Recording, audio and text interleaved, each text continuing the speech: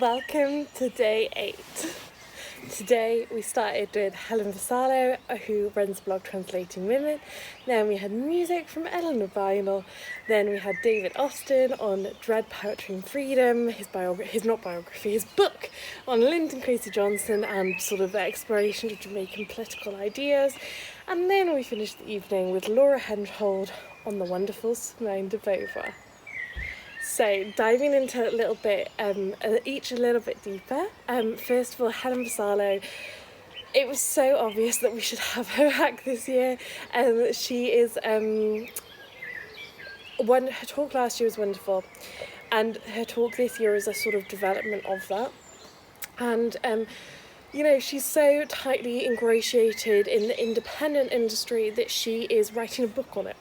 Her academic work is literally a book on how the independent presses are finding diversity and how they are ensuring diversity, and that it's sort of a hint at like what actually works, and what sort of other people should be looking to do and copying, and sort of how they make sure that they're finding books in translation from a variety of countries. So yeah, Helen's the best, and she did such a good talk again this year. And then we have an afternoon music with Eleanor Vinyl. Eleanor's, it's the best my ears get treated every year. It's an absolute joy to have her back. It's sort of, this year I sort of have paired it with some visuals inside the dome of like light on the dome's tent. And just sort of, it's the perfect music for your afternoon, your evening, whether you're working, whether you're relaxing. I hope it improves your afternoon or evening. It really has worked for me when I'm feeling a bit hitting a wall. Eleanor's music is incredible. It's really peaceful, so I hope that makes your day a little bit better. Then we have David Austin, so this is another one in our Creole series. It's chaired by Will, and sort of David Austin talks through more than just LKJ, which is Lyndon Kwesi Johnson, who is a sort of famous and important poet who writes in Jamaican patois. We've been having a sort of conversation about when the right times to use patois, Creole, Creoles and nation language are. I think in this case the right word to use is patois, but let me know if you have any thoughts on that. It sort of seems to shift slightly. It's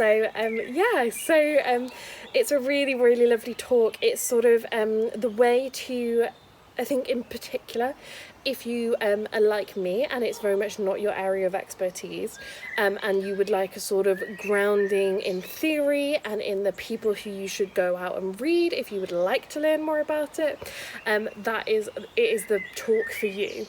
And sort of what David and Will do so excellently, because it's both of their areas of expertise, is navigate the core political ideas that Lyndon Kwesi Johnson was engaging with, and the other contemporaries, shout out Grace Nichols, are engaging with. She actually doesn't come up in the talk, but if you don't know who Grace Nichols is, read the Fat Black Woman poems. And then to round off the evening, we have Laura Henhold talking on Simone de Beauvoir. The reason this talk is here is not because Simone de Beauvoir needs platforming, certainly not by a small festival, but because there is something I think about her that gets fundamentally missed, and in our effort to keep our eyes firmly fixed away from the publishing cycle, we want them to firmly be on people who are past and who sort of have been overlooked for one reason or another. Again, you're like, not Simone de Beauvoir, but I say yes, her fiction. I think her fiction is incredible. And in the English-speaking world, her fiction is much less famous than her philosophy and than her sort of life. And there is something, I think, really wrong with this, which is kind of why I approached Laura for this talk. And what Laura and I discuss is her philosophy and how that is best explored in her fiction. She herself said that the best philosophical form is literature, hint hint, I might agree with that, and that basically there is no other form that can so well express ambiguity and contradiction whilst keeping them true at the same time, and that I think that you cannot understand her philosophy without understanding her literature, and I think that her literature is incredibly, incredibly good, and that actually there is something in literary style that adds to that philosophy as well, that is not character plot, but the literal style is itself a part of understanding her thought, and I happen to really quite like her literary style, and I still really remember the first time I read The Second Sex and the first time I read her fiction a few years later. For me it was When Things of the Spirit Come First. I know, rogue choice. If you go Google it, rogue choice. But it was amazing, and I still think that she is incredibly skilled. And so I think that her fiction is really worthy of being a larger part of the English language conversation around her, and I would highly, highly recommend it. I hope that you've enjoyed today. I really hope that you've enjoyed Helen Vassallo, Eleanor Vinall, David Austin and Laura Henschel. See you tomorrow. Tomorrow is actually our film day, if you're watching this in real time. So if you want to join us to watch the film The Gŵyl, give me a DM and I'll sort of set you up for the link, and we're going to do a little Zoom film club tomorrow as we sort of head into the last 4 days of the festival. So sort of tomorrow is our slower day for the last 3 days to round it off, which include our Welsh day. I am really looking forward to that, and I hope to see some of you there. And thank you very much for watching. I hope you enjoy these clips as well of all of those lovely people I just mentioned. I'm writing a book about gender and activism in the UK publishing industry. So I'm trying to develop a new model of approaching studies in translation, or studies of translated literature, by looking at how books get into our hands rather than how they're translated, and what we can do about the books that make it through, rather than necessarily responding to books that have already made it through. So there are 5 case studies of independent publishers and of translators who've worked with them, and they've all been really generous in allowing me to interview them. So they've talked to me about what the challenges are for women in translation, what they do to work against that, or what they see being done elsewhere that they think is working well and that could be identified as good practice, and also the risks that they're taking and why it's important to do that. So for that project, I'm not specifically analysing translated fiction. I'm looking more at the processes of how it comes through to us. So I guess a more agent-based approach rather than a text-based approach. But it does inform everything else that I'm doing. So it interacts with the kind of the work that I do on the blog, where I talk much more about books and about the content of the books. So everything's connected, but it's quite good to have those two different aspects really, and keep the two things connected but still in their own separate spaces. That sounds incredible. Can you sort of say who the 5 presses are, or that sort of I'd love to hear a little bit more. Sure, there is probably no surprise because they're 5 of my favourite presses. So they are And Other Stories. So obviously they did the Year of Publishing Women a few years ago, and they're brilliant with the range of things that they publish. And there's Charco Press, who I adore, as you know. And I don't think I've ever read a book from Charco Press that I haven't loved. So that's it's brilliant to be able to involve them. Comma Press as well. So I talked to Becca and also to Zoe and to Ra at Comma Press, and they've been really helpful and really inspiring.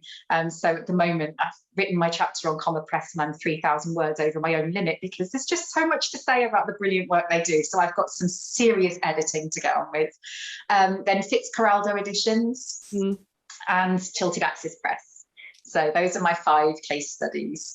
So yeah, 5 of my favourite publishers. So in that sense, it's a bit self-selecting. But also there's a reason why they're my favourites, because they're all in quite different ways, actually. They're all doing such brilliant things to make sure that diverse reading in translation is available to us.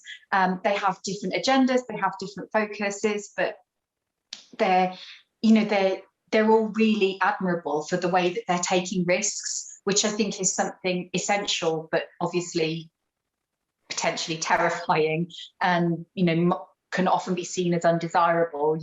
Publishing is an industry that's very risk averse, and I think they're doing really radical things to make sure that there is a diversity of representation. And so I want to honour that in the work that I'm doing and focus on the great things they're doing, how we could do more of that, and basically the good practice that they're promoting. But then I'm trying to kind of bring a theoretical angle to that and show how those practices can help us develop a new model for approaching the way we see literature in translation.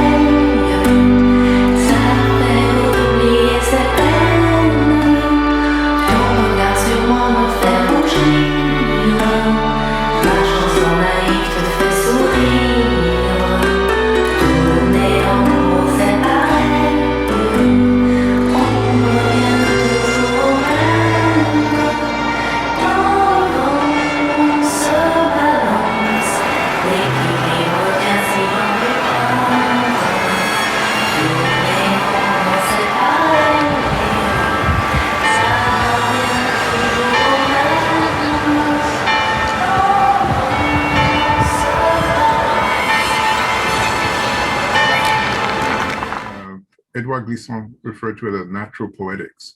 Both, it's like it's a natural, authentic form of expression in terms of both language, culture, and message. And that is why, because as you know, Linton Kwesi Johnson has released several albums without his poetry.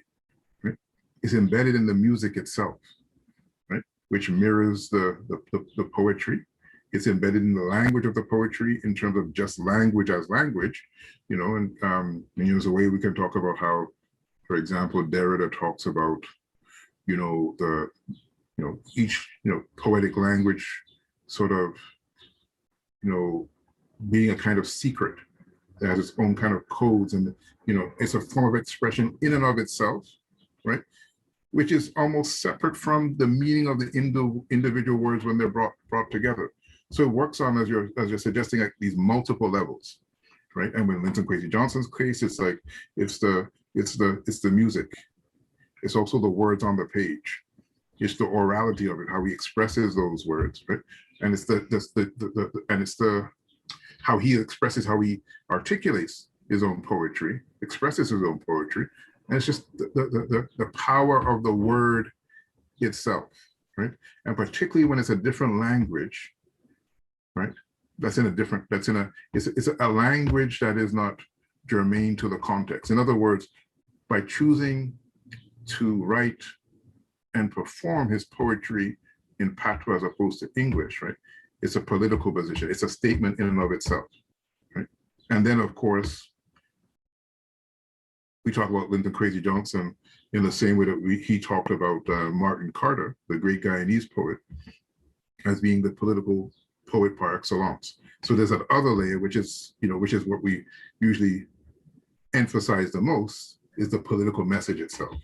But the music and the aesthetic itself is a form of resistance because it transforms the soundscape of England, right?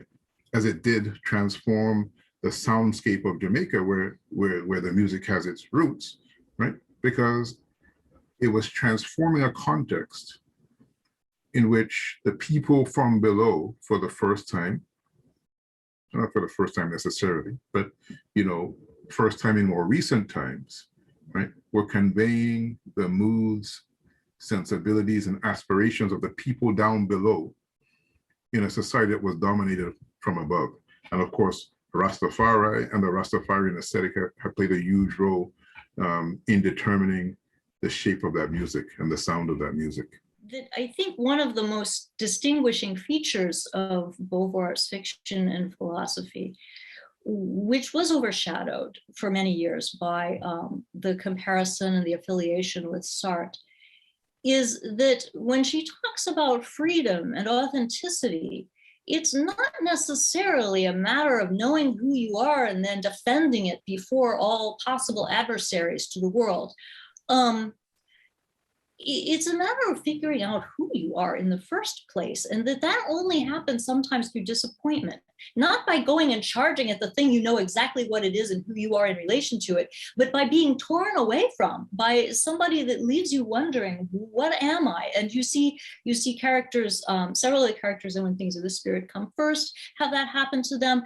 It happens to Anne in Les Mandarins after the war. She thinks she knows who she is, and she goes to America. She meets Lewis, and she doesn't know who she is anymore, but out of that she makes a bunch of decisions. And so it's these horribly passive moments that sometimes reveal the viewpoint on existence that belongs only to us. And so that's actually the topic of the book that I've been working on recently, is how she gives kind of tips in the margin along the way for how to extricate oneself from those situations and how to take those kinds of losses as a moment of self-discovery rather than as a moment of self-destruction. I think it's a very different, I think that there are many commonalities between Beauvoir and Sartre, but this is one of the places where there is a real difference. And maybe, much more of a connection to the philosophical heritage, other people that wrote on philosophy and literature before her, for example, Kierkegaard. Do you want to talk a little bit? I'm sorry, everything you just said, I think, is when you put it into words like that, I was like, oh, that's why I like it.